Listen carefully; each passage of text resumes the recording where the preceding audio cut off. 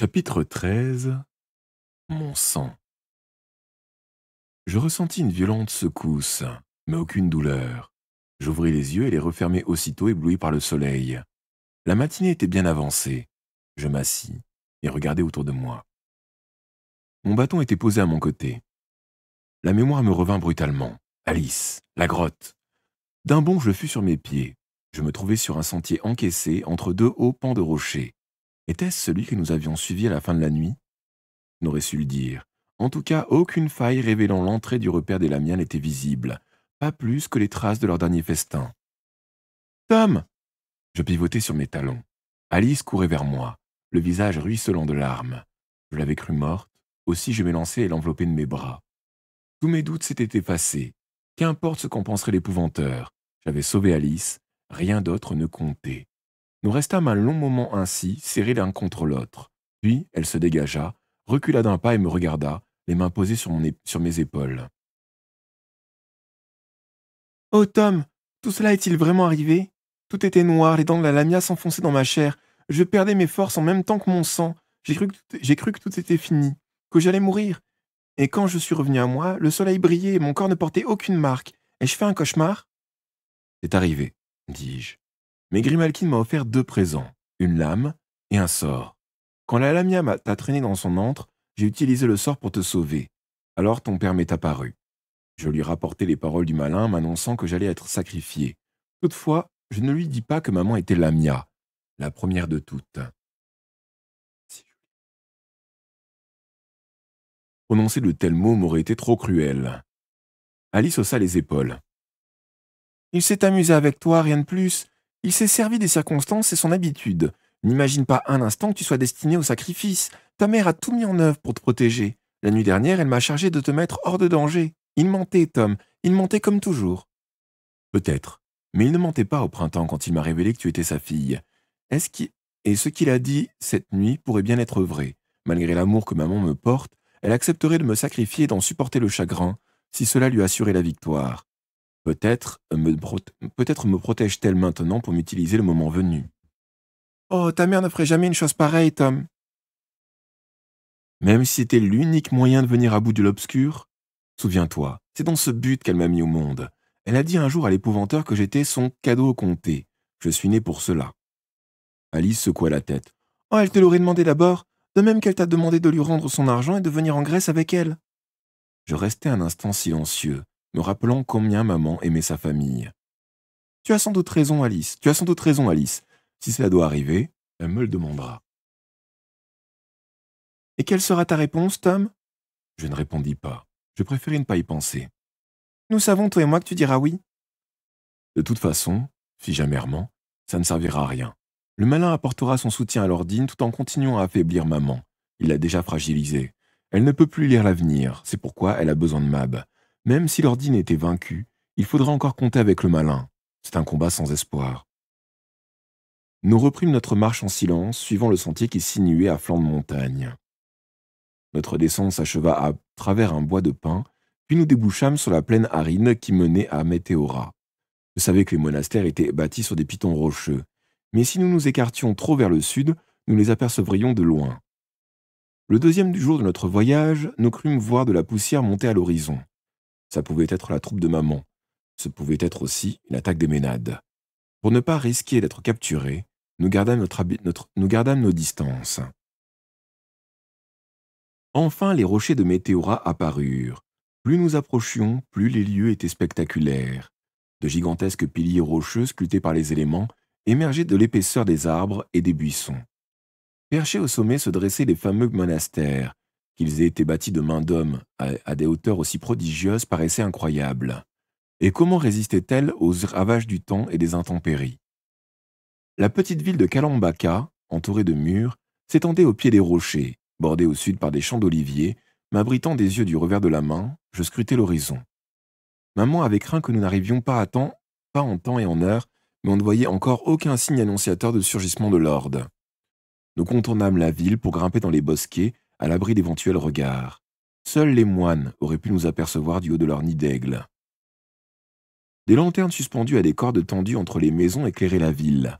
Elles se balançaient dans le vent et, cette première nuit, Nous passâmes des heures à les regarder. Les étoiles traversaient lentement le ciel au-dessus de nos têtes, tandis que les lanternes dansaient en contrebas. Alice fit rôtir les lapins, qui se révélèrent aussi succulents que ceux du comté. La deuxième nuit, alors que nous mangions, Alice flaira un danger.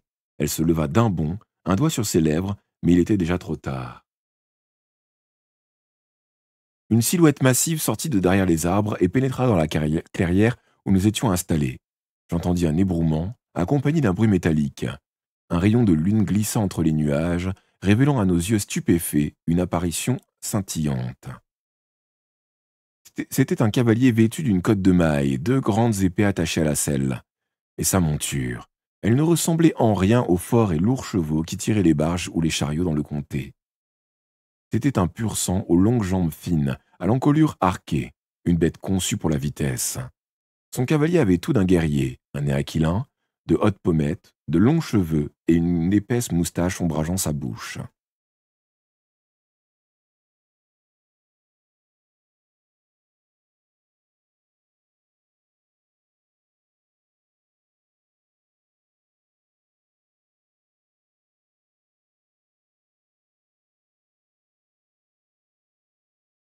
L'homme tira une épée, et l'espace d'un instant, je crus notre dernière heure arrivée.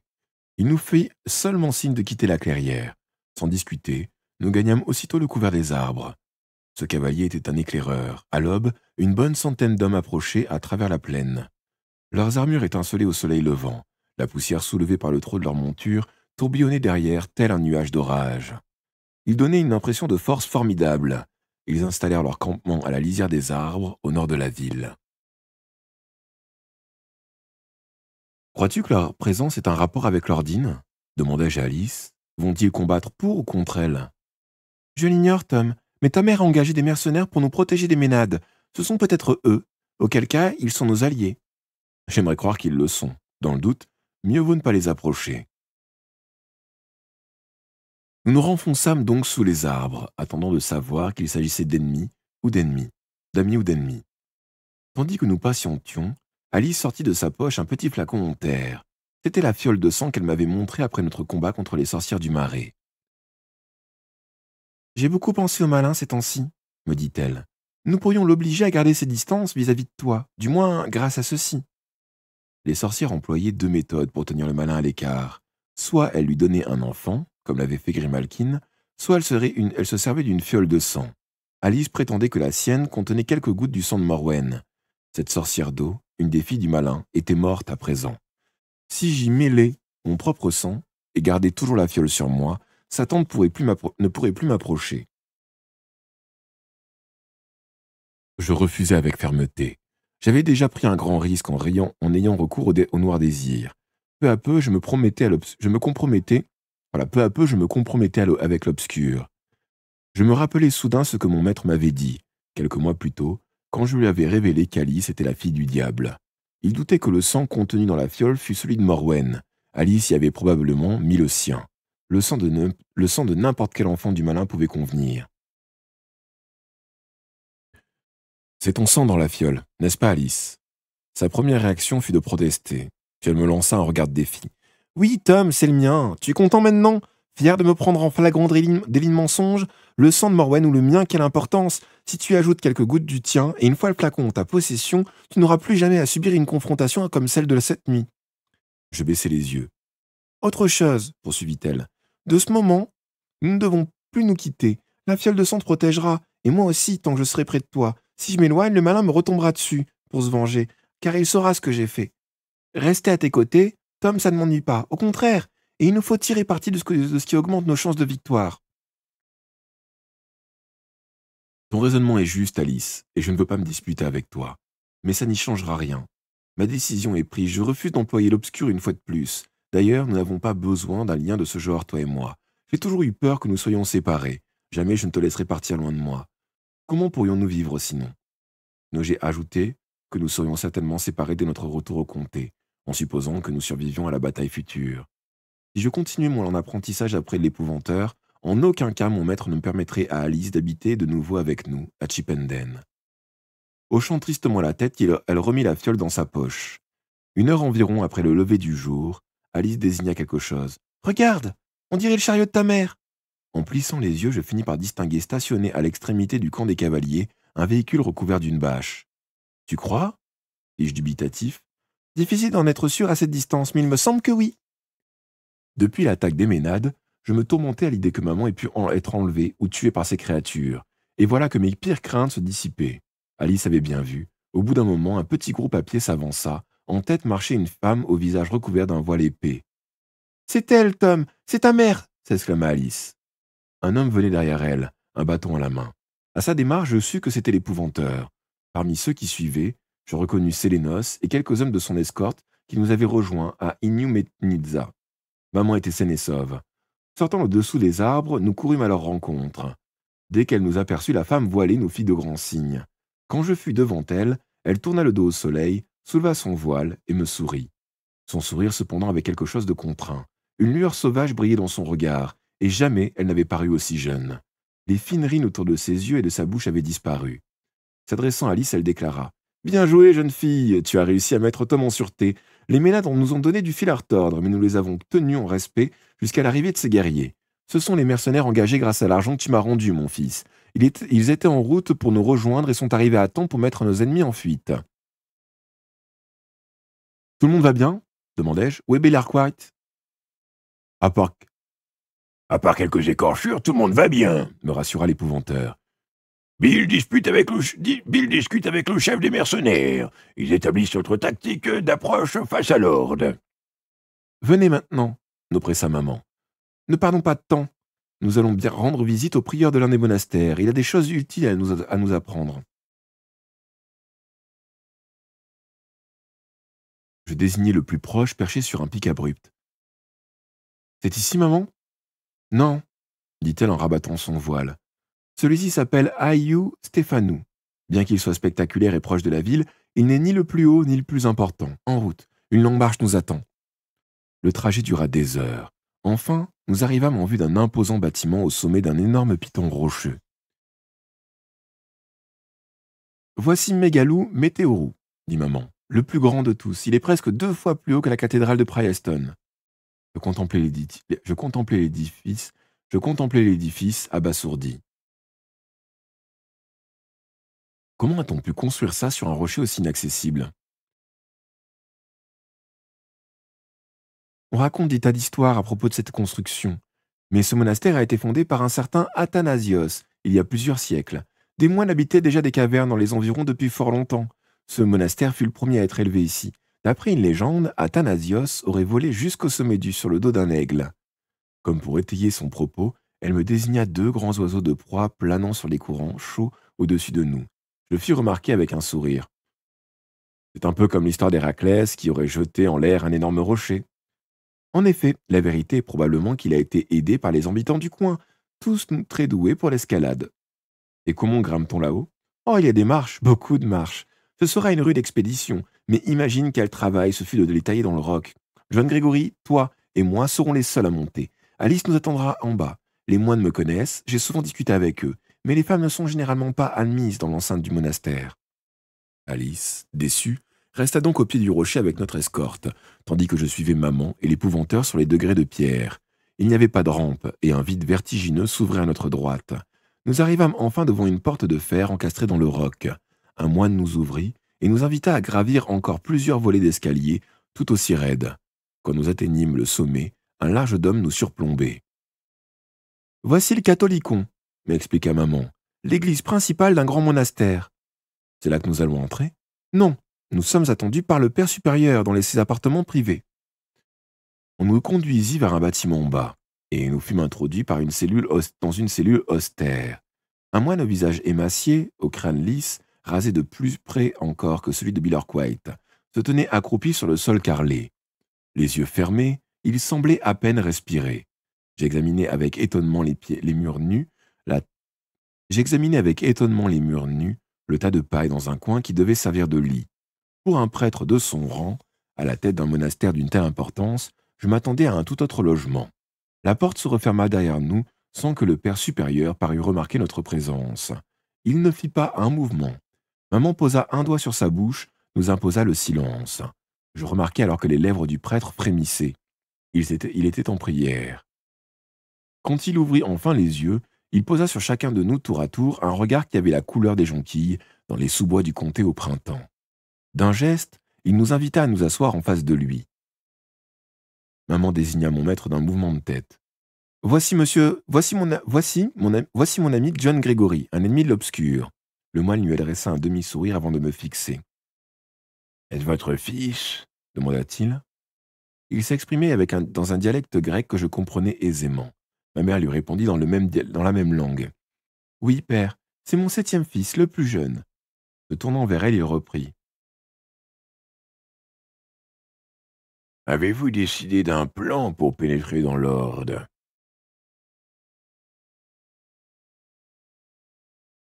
Si vous pouviez persuader les gens de Kalambaka de rester à l'écart, une partie de mes compagnons prendrait la place de leur délégation.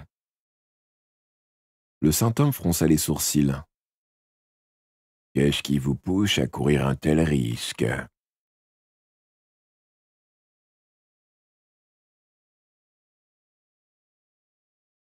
Seuls quelques serviteurs de l'obscur, ceux qui reçoivent la délégation, sortent de leur sommeil au moment de l'ordre où l'ordre surgit. Pendant que nous distrairons leur attention, une attaque d'importance se préparera. Mon espoir est d'atteindre l'ordine et de le détruire avant qu'elle soit pleinement réveillée.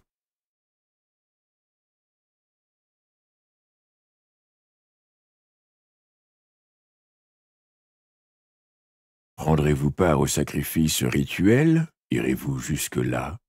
Maman répondit d'un ton mystérieux. Il y a plusieurs moyens de briser les défenses d'une citadelle. J'emploierai la même ruse que les anciens, un cheval de bois. À quoi faisait-elle allusion? Je n'en avais pas je n'en avais pas l'ombre d'une idée, mais le visage du prêtre s'illumina. Il me fixa de nouveau. Le garçon sait-il ce qu'on attend de lui? Maman secouait la tête. Je lui dirai le moment venu. C'est un fils loyal et obéissant, il fera ce qu'il faut. À ces mots, mon cœur s'accéléra. Je me rappelai la prédiction du malin au sujet d'un sang répandu. Le mien? Avait-il dit la vérité? Le Père supérieur venait de parler de sacrifice rituel. Serais-je la victime? La victoire était-elle à ce prix? L'épouvanteur prit alors la parole. Bien des choses ne nous ont pas encore été révélées. Nul doute que nous devions nous attendre au pire. Il jeta à maman un regard accusateur avant de s'adresser au prêtre. Mais vous, père, répondez-moi. Avez-vous déjà révélé des signes d'annonçant avec précision l'arrivée de l'ordine? Non. Cependant l'instant est proche. Ce n'est plus qu'une question de jour.